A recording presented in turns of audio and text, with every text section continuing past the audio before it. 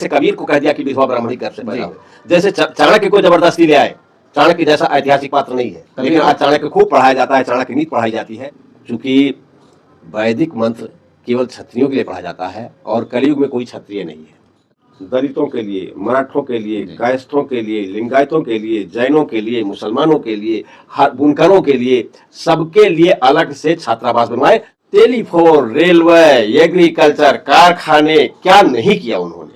छत्रपति साहू जी महाराज जी को आरक्षण का जनक कहा जाता है। मैं आरक्षण का जनक नहीं मानता, हिस्सेदारी का जनक कहता हूँ। और बाबा साहब डॉक्टर अंबेडकर ने भी कहीं आरक्षण शब्द नहीं दिया है, उन्होंने प्रतिनिधित्व दिया है। जब पता चला राजा है तो और नहीं सब चाहते हुए कहा केवल बासी रोटी रखी। अच्छा, साहू जी महाराज ने कहा रोटी ले आओ, अब राजा का आदेश से लेके आना ही है। साहू जी महाराज ने कहा कि आज ये भोजन राजा करेगा जी, ताकि उसे पता चले कि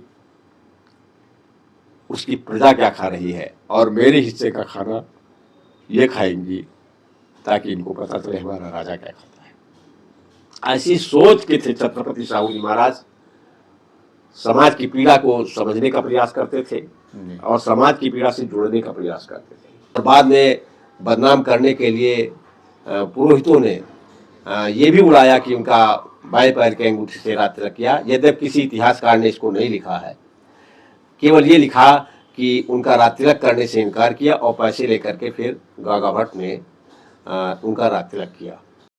सम्मानित साथियों को सादर जय भीम। साथियों, मेरा नाम इंद्रजीत अंबेडकर है और आज मैं जिस जगह मौजूद हूँ, हमारे बीच में जो बहुजन चिंतक, समाज सुधारक, जिन्होंने लगभग 150 से भी अधिक पुस्तकें बहुजन समाज को, बहुजन साहित्य दिए, साथियों मैं उनके बीच में आज उपस्थित हूँ और आज मैं उन्हीं के घर पर हूँ।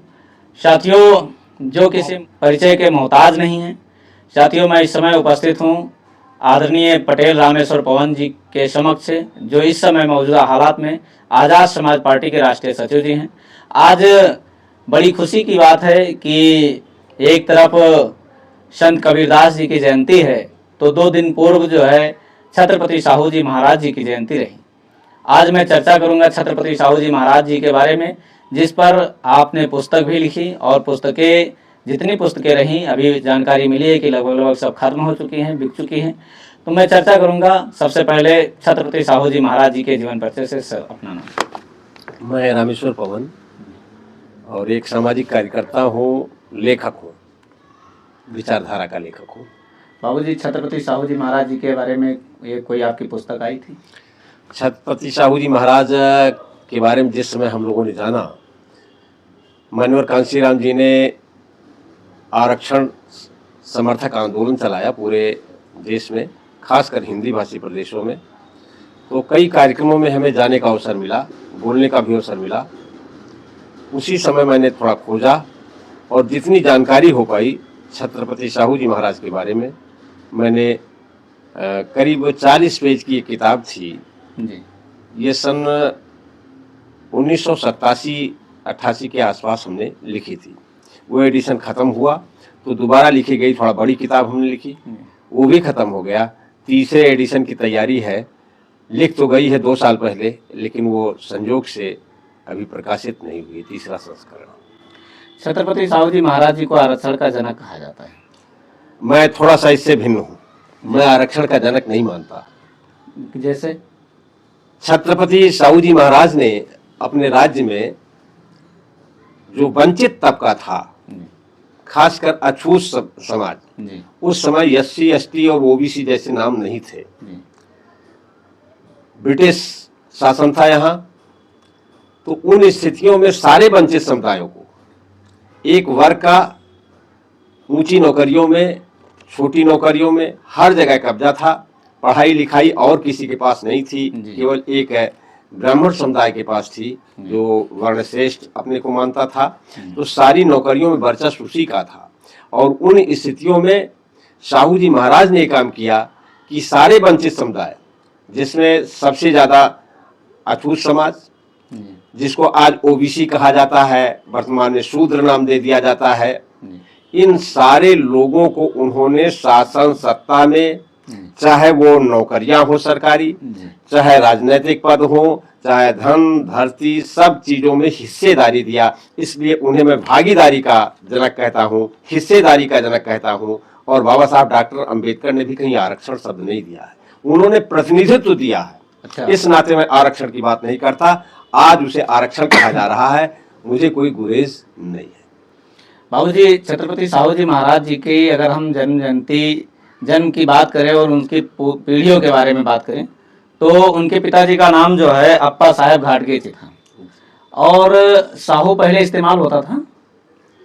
नहीं, साहू देखिए एक ऐसा खानदान है वो जी जिसको शिवाजी महाराज का नाम सब लोग जानते हैं। जी साहू जी महाराज का नाम तो बहुत बाद में जाना लोगों ने, जी। लेकिन शिवाजी महाराज का नाम सारे लोग जानते हैं। जी तो शिवाजी महाराज का जो ये खानदान है, उसी खानदान में पैदा हुए थे, लेकिन सीधे नहीं। जी साहू जी अगर आप पीढ़ियां देखेंगे, शिवाजी महाराज के दो पुत्र थे, जी संभाजी राजे, जिनकी हत्या औरंगजेब के समय में हुई, और उसे लोगों ने, नस्लवादियों ने हिंदू मुसलमान बनाने का प्रयास किया। उस पर फिर कभी हम बात करेंगे तो बताएंगे। दूसरे पुत्र छत्रपति राजाराम थे। शिवाजी की जब जहर दे करके नस्लवादियों ने हत्या कर दी रायगढ़ के किले में, शिवाजी की उम्र मात्र 50 वर्ष थी, और उन स्थितियों में मात्र 10 साल के छत्रपति राजाराम जी थे। तो संभाजी की हत्या के बाद छत्रपति राजाराम गद्दी पर बैठे, और इसके बाद कम उम्र में 1700 में उनकी भी मृत्यु हो गई। अच्छा। 1700 में जब उनकी मृत्यु हो गई, उनकी पत्नी ताराबाई गद्दी पर बैठी।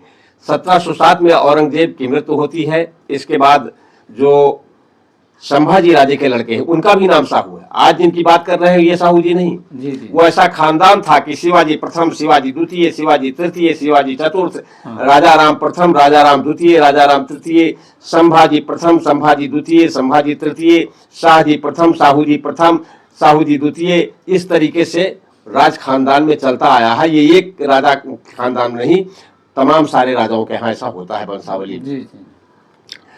तो उनकी मृत्यु के बाद ताराबाई ने अपने बच्चे को गद्दी बैठाया। जब साहू जी कैद से छूटे, जो संभाजी राजे के लड़के थे, उन्हें जब कैद से, साहू जी और ताराबाई में सत्ता का संघर्ष चला।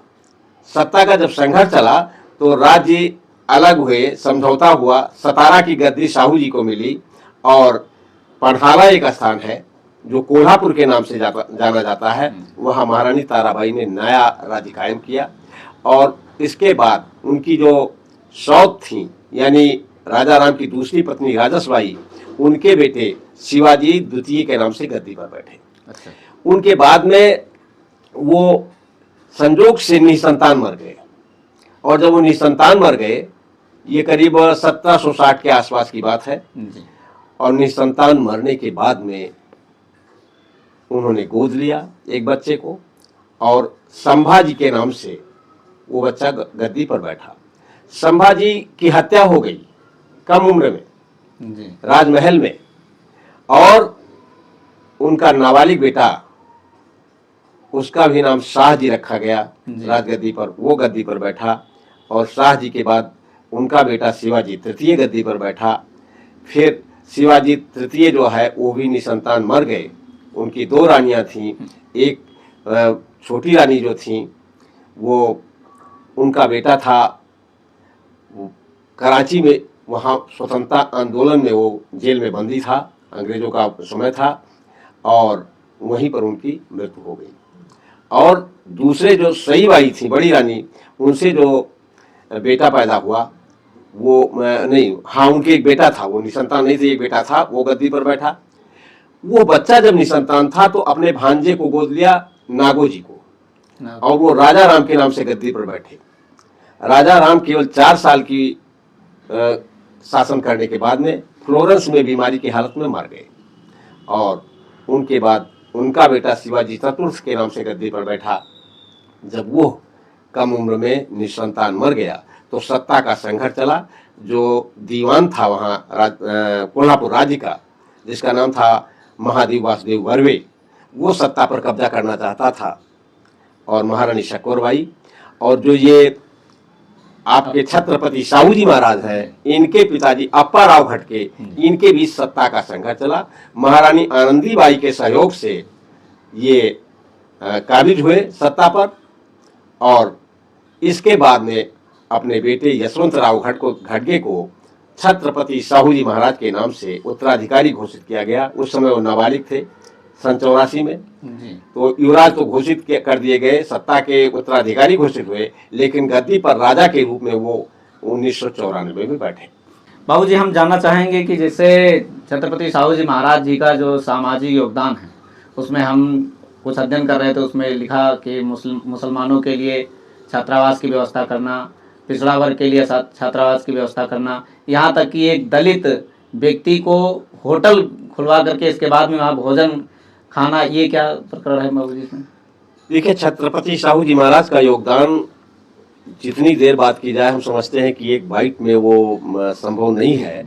अगर पूरे दिन कार्यशाला चलाई जाए तब शायद कुछ आ सके। इतनी छोटी स्टेट का राजा, इतना बड़ा काम शायद इतिहास में नहीं मिलेगा आपको। टेलीफोन की व्यवस्था, टेलीफोन, रेलवे, एग्रीकल्चर, कारखाने, क्या नहीं किया उन्होंने किसी भी क्षेत्र में। छुआछूत के मामले में तो एक कांबले की घटना आपने बताई, गंगाराम कांबले की, मैं बहुत सारी घटनाएं आपको बताना चाहूंगा। उन्होंने भागीदारी में तो दिया ही, 4 वकील बनाए थे उन्होंने, सरकारी पैसे पर 4 वकील बनाए, जिनका मैं नाम आपको पढ़कर बता सकता हूं। मिस्टर गणाचार्य, और उसी में रामू करंडे, मंडपालकर और डीसी पवार, जिन्हें दत्तोबा पवार के नाम से जाना जाता है। इन्हीं दत्तोबा पवार को उन्होंने कोल्हापुर नगर पालिका का अध्यक्ष बना दिया था। बाबा साहब डॉक्टर अम्बेडकर, इन्हीं के माध्यम से मुलाकात हुई, उसकी भी चर्चा करेंगे। 4 डॉक्टर बना दिए साहू जी महाराज ने। जब इनकी दवा नहीं करता था समाज, उस समय 4 डॉक्टर बाकायदा उन्होंने डिग्रीधारी डॉक्टर बनाए। Mister Khawade, doctor Chopde, doctor Karwerkar, doctor Ramakant, ये दलित समाज से सारे लोग थे, ये वकील और ये। और इतना ही नहीं, वो काम आज स्वतंत्र भारत में न कोई कर सका है, शायद अब भी न कर पाए। स्टालिन ने थोड़ा करने का प्रयास किया। साहू जी महाराज ने पुरोहित व्यवस्था जो थी, उसके लिए सारे दलित और जिनको आज पिछड़ा कहते हैं, जिन्हें आप शूद्र कह सकते हैं, इन सारे लोगों के लिए बाकायदा प्रशिक्षण स्कूल खोले और कहा कि ये सारे संस्कार ये खुद कराएंगे, और संस्कार का प्रशिक्षण दिया उनको। पुरोहितवाद के खिलाफ रहते थे बिल्कुल। कोई वेद किसी था, वेद से मंत्र पढ़ना, एक कोई बहुत सारी चीजें हैं। देखिए, साहू जी महाराज का असल में एक अंग्रेज अधिकारी था, मिस्टर फ्रेजर जी। तो 84 में जब ये घोषित किए गए और 94 में बैठे, तो 10 साल का गैप था। ये 10 साल में उस ICS ने इनको पढ़ाया, वही उनका शिक्षक था, प्रशिक्षक। और तमाम सारी चीजें, न्याय के बारे में, कानून के बारे में, सत्ता के बारे में, अर्थ के बारे में, सामाजिक व्यवस्था के बारे में, ये तो अध्ययन किया ही, साथ ही पूरे देश में उसके साथ मथुरा, काशी और पंढरपुर, जो भी धार्मिक केंद्र थे, वहां साहू जी महाराज स्वयं गए और देखा कि क्या व्यवस्था है। उससे बहुत कुछ सीखा। इस नाते उनके अंदर बड़ी आग भरी थी। उन्होंने जब पढ़ा कि हमारे पुरखे जिन्होंने स्वराज स्थापित किया, छत्रपति शिवाजी महाराज, उनका राज तिलक करने से लोगों ने इनकार कर दिया था, और बड़ा पैसा पाने के बाद में बनारस के एक पंडित ने आकर के, गागा भट्ट ने उनका राज तिलक किया, और बाद में बदनाम करने के लिए पुरोहितों ने ये भी उड़ाया कि उनका बाएं पैर के अंगूठे से राज तिलक किया। यद्यपि किसी इतिहासकार ने इसको नहीं लिखा है, केवल ये लिखा कि उनका राज तिलक करने से इनकार किया, और पैसे लेकर के फिर गागा भट्ट ने उनका राज तिलक किया। जहाँ तक पैर से अंगूठे का राज तिलक, इसको मैं इसलिए नहीं मानता क्योंकि कोई न कोई इतिहासकार जरूर लिखता। दूसरी बात है कि छत्रपति शिवाजी से राजा की किसी भी की हिम्मत नहीं पड़ सकती थी कि वो सामने आकर के वो पैर के अंगूठे से राज तिलक करे। यानी छत्रपति शिवाजी महाराज को कहीं ना कहीं नीचा गिराने का वो सब बदनाम करने, जैसे कबीर को कह दिया कि विधवा ब्राह्मणी गर्भ से पैदा हुए, जैसे चाणक्य को जबरदस्ती ले आए। चाणक्य जैसा ऐतिहासिक पात्र नहीं है, लेकिन आज चाणक्य खूब पढ़ाया जाता है, चाणक्य नीति पढ़ाई जाती है और कहा जाता है। आप उसकी एक किताब है अर्थशास्त्र, अर्थशास्त्र पढ़ लीजिए तो पूरे अर्थशास्त्र में चंद्रगुप्त का कहीं उल्लेख नहीं है। ये एक मंत्री की हिम्मत हो सकती है कि अपने राजा का उल्लेख न करे अपनी लिखी किताब में? शायद जरूर करता, वो अगर चाहे विरोध में करता चाहे सम्मान में करता। और जब लोग कहते हैं कि चंद्रगुप्त को बनाने का श्रेय चाणक्य को ही है, तब तो जरूर करता कि चंद्रगुप्त जैसे राजा को हमने बना दिया। चाणक्य को काल्पनिक मानेंगे क्या? बिल्कुल काल्पनिक बात है। आज तो जो इतिहास में सिद्ध नहीं हुआ, तर्क में सिद्ध नहीं होता, तो काल्पनिक ही है। अर्थशास्त्र के जनक बताया जाता है कौटिल्य चाणक्य नहीं, उसमें अर्थशास्त्र जैसी चीज तो है ही नहीं। वो किताब जो अर्थशास्त्र आ गया है उसमें राजनीति की बातें हैं। अच्छा। लेकिन वो आप उसकी भाषा पढ़ेंगे तो उसी से क्लियर हो जाता है कि उसमें अर्थ जैसी कोई चीज नहीं है, राजनीति की बातें हैं। और वो भी एक युग की बातें नहीं है, वो कई लेखकों का है, एक लेखक का है ही नहीं। किसने लिखा ये क्लियर नहीं होता, एक लेखक का है ही नहीं जी। उसकी भाषा भी बता रही है, बहुत सारी चीजें। खैर वो अलग का विषय है, मैं वह करके साहू जी की बात रह जाएगी। तो साहू जी महाराज एक वो प्रकरण जो कहा जाता है, लोग चर्चा करते हैं, इस नाते मैं भी चर्चा कर लेता हूँ कि वो वेदोक्त मंत्र न पढ़ करके पौराणिक मंत्र पढ़ा जा रहा था पंचगंगा घाट पे। मैं वहाँ गया हूँ, साहू जी महाराज का किला देखा है, साहू जी महाराज की जो वंशज है उनसे मिला हूँ, उनके निमंत्रण पर बाकायदा डाक मेला उन्होंने बुक कराया था और हम 25 लोगों की टीम थी, अपनी गाड़ी लेके पूरा घुमाया था। एक दिन हम लोग घूमे थे, उनसे हमारी फोटो भी कहीं रखी होगी। अच्छा, एक फोटो रखी होगी उनके साथ की फोटो। तो ये बहुत सारी चीजें, संभाजी राजे उनका भी नाम है इस समय जो है, तो बहुत सारी चीजें उससे में जानकारी हुई। पहले हम लोग 26 जुलाई जानते थे कि उनकी जन्मतिथि है। सन 1902 में वो इंग्लैंड में सम्मानित करने के लिए बुलाए गए थे। विक्टोरिया वाला सम्मानित करने वाला प्रकरण तो बाद का है। अच्छा। वो तो भारत में पूना में सम्मानित किए गए। ये 1902 में लंदन गए, इनको सम्मानित करने के लिए बुलाया गया था और एलएलडी की उपाधि एक महाविद्यालय जो है वो कैम्ब्रिज विश्वविद्यालय ने एलएलडी की मानद उपाधि दिया था। और वहीं से साहू जी महाराज ने इंग्लैंड से ही आदेश किया था कि शासन प्रशासन हर जगह पर जो 50% की भागीदारी वंचित समाज के लोगों की हो। और उस फिर शिक्षा के क्षेत्र में बड़ा काम किया। शिक्षा के क्षेत्र में 500 की आबादी पर उन्होंने विद्यालय सुनिश्चित किए अपने राज्य में। जहां भी 500 आबादी है, 500 आबादी नहीं तो अगल बगल के गांव मिला करके वहां एक विद्यालय शुरू करवाया। अनिवार्य शिक्षा शुरू की उन्होंने, लड़कियों की शिक्षा भी शुरू की। उसमें भी पहले अनिवार्य रखा था, बाद में उसको क्योंकि लड़कियां पढ़ने नहीं जा पा रही थी तो उसको ऐच्छिक कर दिया, लेकिन पढ़ाई लड़कियों की भी चलती रही।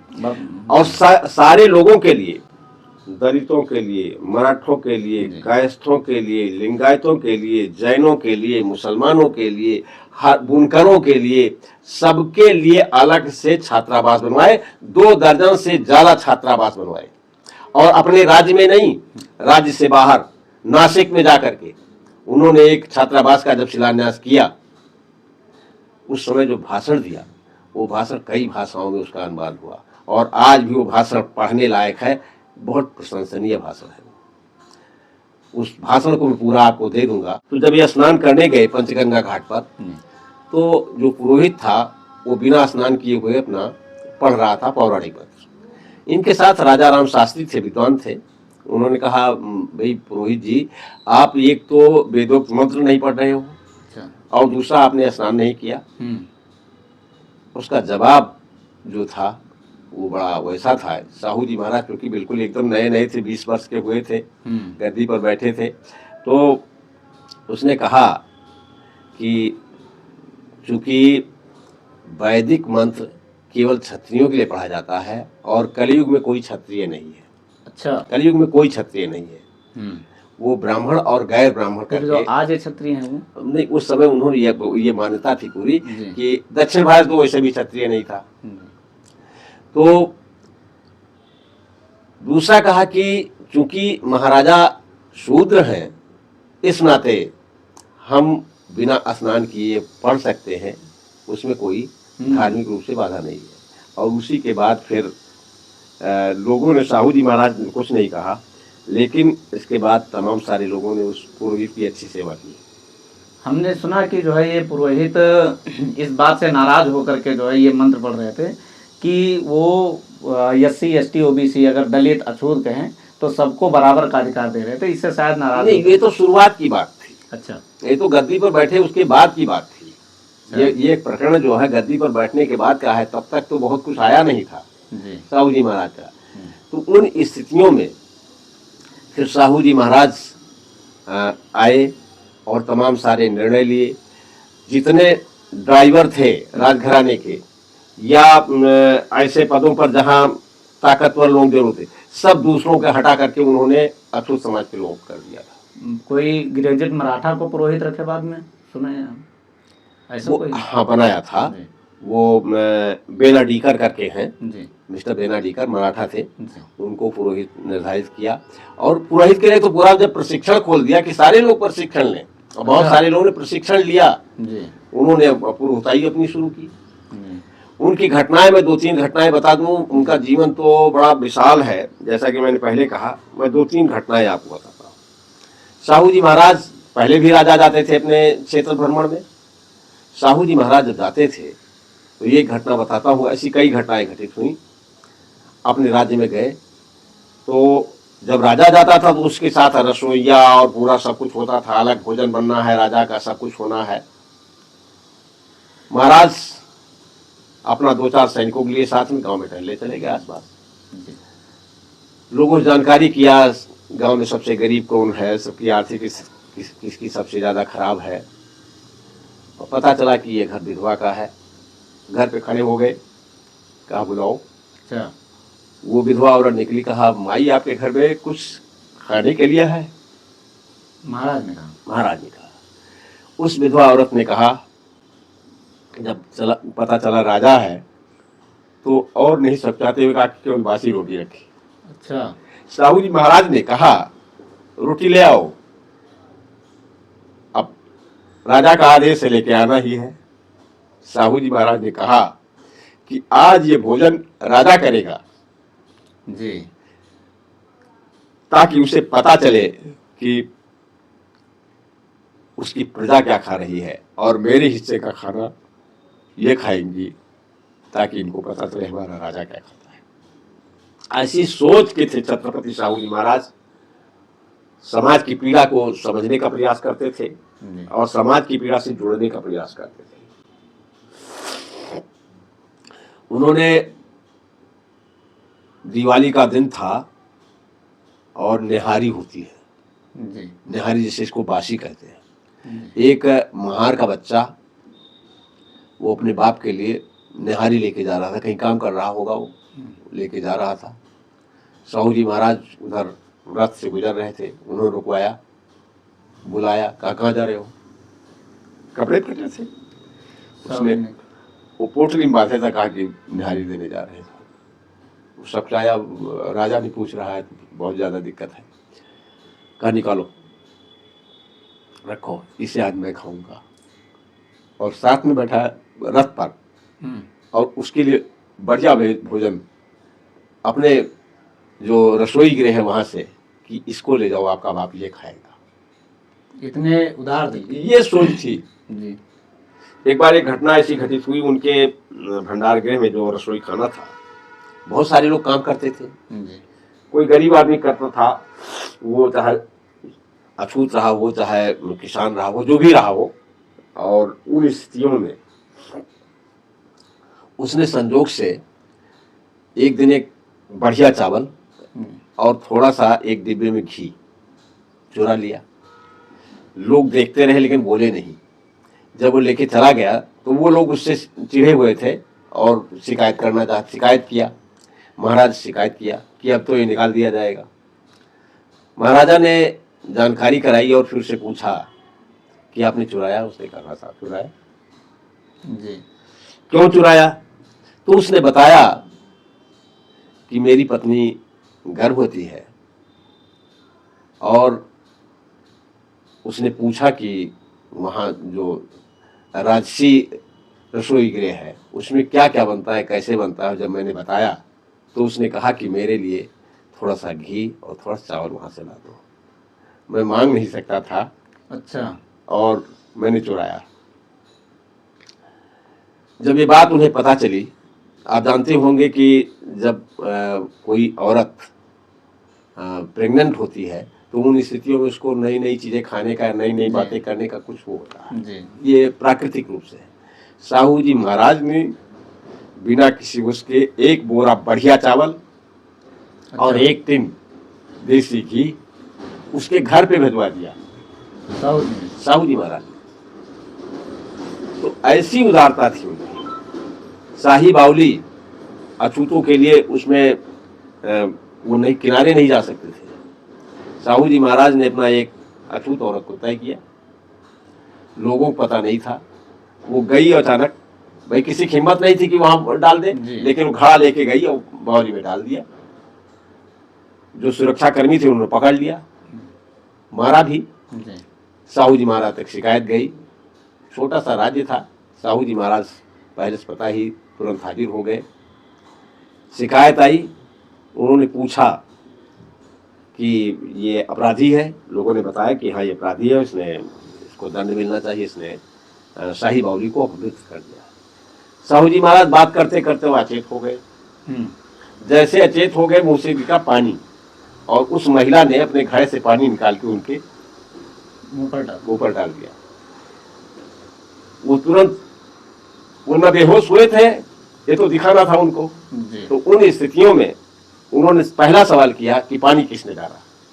और जब बताया लोगों ने, सैनिकों ने, कि महाराज ये दूसरा अपराध है, एक तो इसने बावली को अपवित्र कर दिया और दूसरा उसी घड़े से आपके मुंह पर डाल दिया।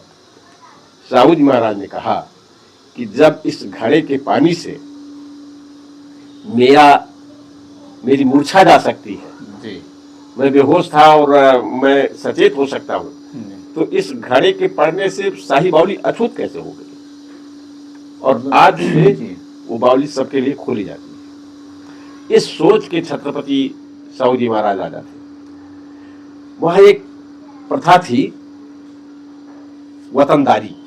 वतनदारी प्रथा ये होती थी। जो व्यवस्था थी उसमें एक पटेल होता था गांव का, वो प्रायः मराठा ही ज्यादातर होता था और उसी के नाम पर पटेल पड़ा। पटेल और पाटिल, पाटिल या पटेल इस तरीके से कहे जाते थे। और दूसरा होता है कुलकर्णी। कुलकर्णी जैसे लेखपाल अपने यहाँ होता है, पहले पटवारी होता था, इस टाइप का पद होता था। और ये ज्यादातर ब्राह्मण होता था, इसी के नाम पर कुलकर्णी ब्राह्मण के लिए टाइटलें बन गई। तो ये पढ़े लिखे लोग होते थे। पटेल ज्यादातर, पटेल पाटिल अनपढ़ होता था। तो मुखिया तो होता था, लेकिन ये लगान वसूलने का सब काम ये करते थे। तो ये जितने कुलकर्णी थे ये खूब भ्रष्टाचार करते थे और ये ब्याज पर पैसा भी देते थे। ये शिकायत उन तक पहुंची और इस प्रथा में सबसे ज्यादा अछूत सताया जाता था।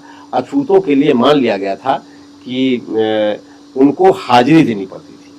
अपराधी माना जाता था कि अपराध कोई करे, अपराध यही किए होंगे। अच्छा। तो उनको प्रतिदिन हाजिरी देनी पड़ती थी पटेल के यहाँ, बेगार भी करना पड़ता था। और उनको एक छोटा सा टुकड़ा दिया जाता जमीन का कि इस जमीन से बसर करेंगे। वो जमीन बहुत पर्याप्त नहीं होती थी, लेकिन उस जमीन के नाते वो वहाँ रहते थे और रोज जाके पटेल के यहाँ हाजिरी देते थे। और तरह तरह के अत्याचार होते थे उन पर। साहू जी महाराज ने इस व्यवस्था को बदलने का मन बनाया और उन्होंने कुलकर्णी प्रथा को ही समाप्त कर दिया। कुलकर्णी प्रथा समाप्त कर दिया। उसकी जगह तलाठी लाए। तलाठी यद्यप और कई राज्यों में लाए, लेकिन बदलाव नहीं हो पाया क्योंकि कुलकर्णी ही तलाठी बन के बैठ गए। अच्छा। साहू जी महाराज ने एक परीक्षा व्यवस्था कर दी कि ये परीक्षा जो पास करेगा वो होगा। अच्छा। और उधर शिक्षा की शुरुआत हो ही गई थी। तो उन स्थितियों में तलाठियों में विभिन्न वर्गों के लोग आने लगे और वतनदारी प्रथा से भी उनको मुक्ति दे दी। कहा ये जमीन जो इनका है, जो दिया गया हुआ रहेगा इनके पास, लेकिन ये कहीं भी आ जा सकते हैं, इसके लिए कोई प्रतिबंध नहीं होगा।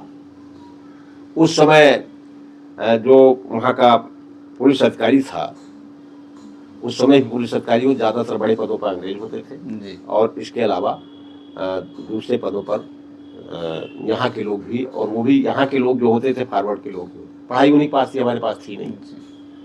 तो उन स्थितियों में उन्होंने कुछ एक आदेश जारी किया उनके लिए कि ये जाएंगे तो भी सूचित करके जाएंगे और जहाँ जाएंगे वहाँ सूचित करेंगे। साहू जी महाराज ने उस आदेश को रद्द किया, कहा वो जहाँ जाए, राज्य के अंदर या राज्य के बाहर जहाँ जाना चाहे जाए, जहाँ से उनको रोजगार मिलता हो वो अपने रोजगार के लिए जा सकते हैं। ये सूचित करना उनके लिए कोई बाध्यकारी नहीं हो। वतनदारी प्रथा खत्म कर दी, तलाठी प्रथा ले आए, कुलकर्णी खत्म कर दी। इस तरीके से बहुत सारी चीजें उन्होंने, विधवा अंतरजातीय विवाह पर भी बल जी, अंतरजातीय विवाह के लिए कानून बनाया, नई हिंदू संहिता, जी, पुनर्विवाह के लिए कानून बनाया, जी विधवा विवाह के लिए कानून बनाया, नाती को गोद लेने का कानून बनाया। पूरी हिंदू संहिता जो बाबा साहब डॉक्टर अम्बेडकर ने बाद में हिंदू कोड बिल बनाया, अच्छा, और फिर उसी के नाते उनको रिजाइन करना पड़ा, न लागू हुई। बाद में सरकार ने खंडों खंडों में लागू भी किया उसको। तो इसकी शुरुआत छत्रपति साहू जी महाराज ने अपने राज्य से किया। और जो सबसे बड़ी मार्मिक घटना है, मैं उधर आना चाहता हूँ, वो छूट न जाए इस नाते बड़ा जरूरी है। बाबा साहब डॉक्टर अम्बेडकर की विद्वता पे कोई उंगली नहीं उठा सकता। उनको इस देश में और विदेश में पढ़ने के लिए जो आर्थिक सहयोग सबसे ज्यादा किया वो बड़ौदा के राजा सयाजीराव गायकवाड़ ने किया था। जी यहाँ भी उन्होंने छात्रवृत्ति दी और विदेश के लिए भी छात्रवृत्ति दी। लेकिन जो सामाजिक परिवर्तन का जज्बा साहू जी महाराज में था वो सयाजीराव गायकवाड़ के अंदर नहीं था। उदार तो थे, दयालु थे, लेकिन उतना पेन नहीं ले सकते थे।